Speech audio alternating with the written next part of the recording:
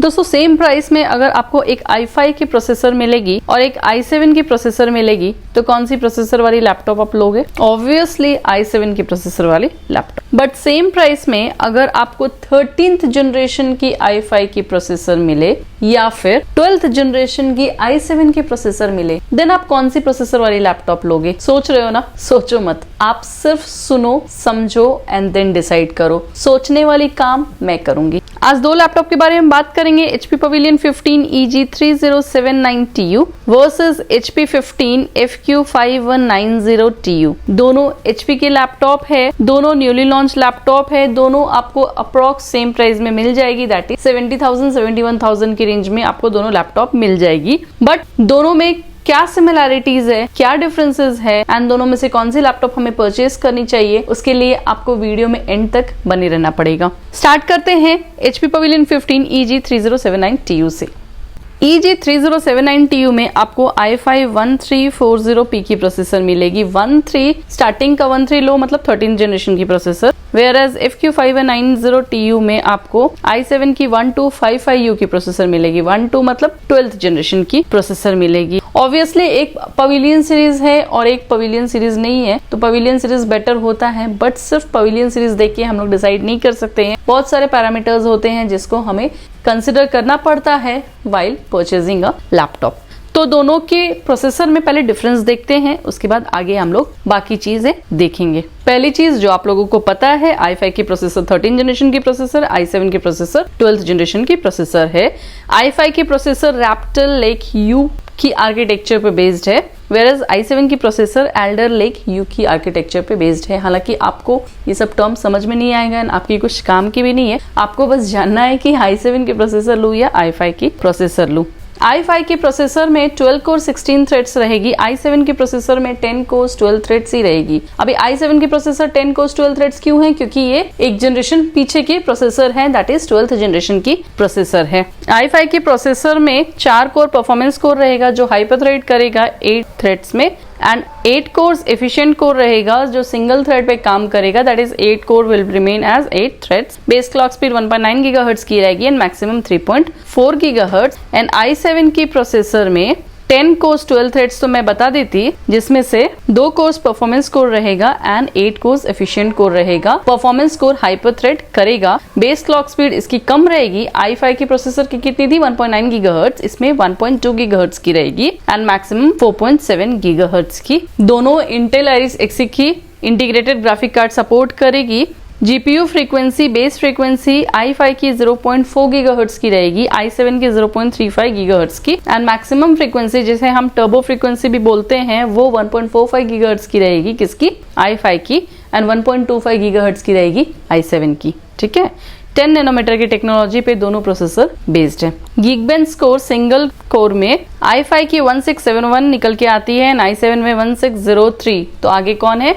i5। क्यों? 13th generation की है इसलिए। यही मल्टी कोर में i5 9125 and i7 7612। CPU mark देखे तो i5 की 20244 निकल के आती है एंड i7 की 13905 पॉइंट्स निकल के आती है। तो अभी क्या बेटर हो गया? i5 की processor, because it is 13th generation processor. ठीक है, दोनों में इंटीग्रेटेड ग्राफिक कार्ड मिलेगी, इंटेल आइरिस एक्सी की इंटीग्रेटेड ग्राफिक कार्ड रहेगी। दोनों लैपटॉप्स में आपको 16 GB रैम मिलेगी, 2 स्लॉट में रैम रहेगा, 3200 मेगाहर्ट्ज की फ्रीक्वेंसी रहेगी and you can upgrade up to 32 GB, but 16 GB I think enough रहेगा। तो अपग्रेड करने का ऑप्शन मिल रहा है, नहीं मिल रहा है, उससे हमें ज्यादा मतलब नहीं होनी चाहिए क्योंकि 16 GB काफी होती है। ठीक है, देन 512 GB की M.2 NVMe की SSD दोनों में देखने को मिलेगी एंड 512 GB भी आई थिंक इनफ रहेगा, but still if you want more storage you can upgrade it by replacing the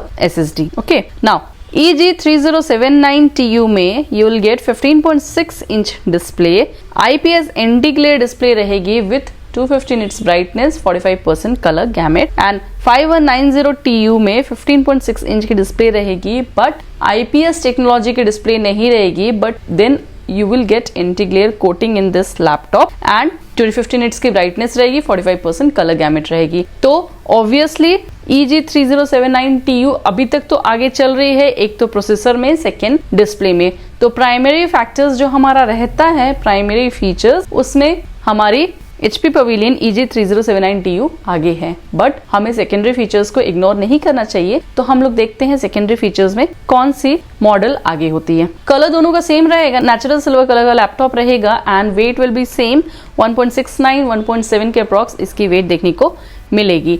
one more difference, major difference जो निकल के आता है, that is in Pavilion series laptop you will get fingerprint reader, but normal जो laptop है उसमें fingerprint reader नहीं मिलेगी, बाकी बैकलाइट कीबोर्ड दोनों में मिलेगी। तो 3079TU में आपको फिंगरप्रिंट रीडर एक्स्ट्रा देखने को मिलेगा। Operating system Windows 11 life time के लिए फ्री मिलेगी, MS ऑफिस 2021 लाइफ टाइम के लिए फ्री मिलेगी, McAfee एंटीवायरस की 30 डेज की ट्रायल वर्जन आपको देखने को मिलेगी। नाउ EG3079TU में Wi-Fi 6 Bluetooth 5.3 लेटेस्ट देखने को मिलेगी, 5190TU में Wi-Fi 5 Bluetooth 5 देखने को मिलेगी।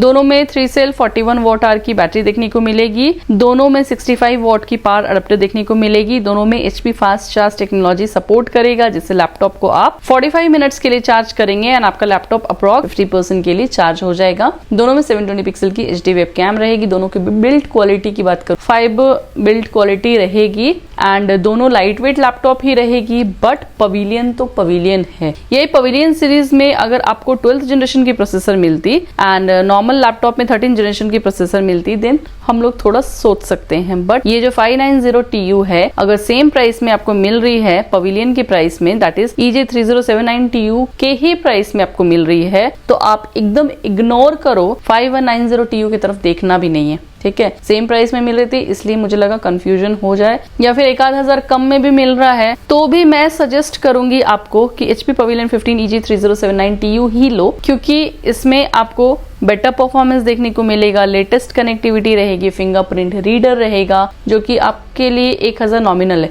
हाँ, अगर 3-4 हजार का डिफरेंस लग रहा है, 5000 का डिफरेंस लग रहा है, तो आप 5190TU आराम से ले सकते हो। आई होप आपकी डाउट्स क्लियर हो गई होगी। फिर भी कुछ डाउट हो इंस्टाग्राम में आ जाओ। मैं आपको बताना चाहती हूँ दोस्तों, मेरा इंस्टाग्राम ID 2-3 बार हैक हो चुका है, अभी फिर हैक हो गया है, पासवर्ड रिकवरी प्रोसेस चल रहा है, इसलिए शायद मैं आपके मैसेजेस का रिप्लाई नहीं कर पा रही होंगी। वो होने के बाद मैं आपके मैसेज का रिप्लाई पक्का करूंगी एंड हर एक जन की मैसेज का रिप्लाई जाएगा। चलो, चैनल पे न्यू आए हो सब्सक्राइब करके जाना, पसंद आए लाइक करो, नहीं पसंद आए कोई बात नहीं, डिसलाइक करके जाना। एक डिसलाइक के साथ एक सजेशन देना। चलो, take care of yourself, your family, stay safe, keep smiling, bye bye.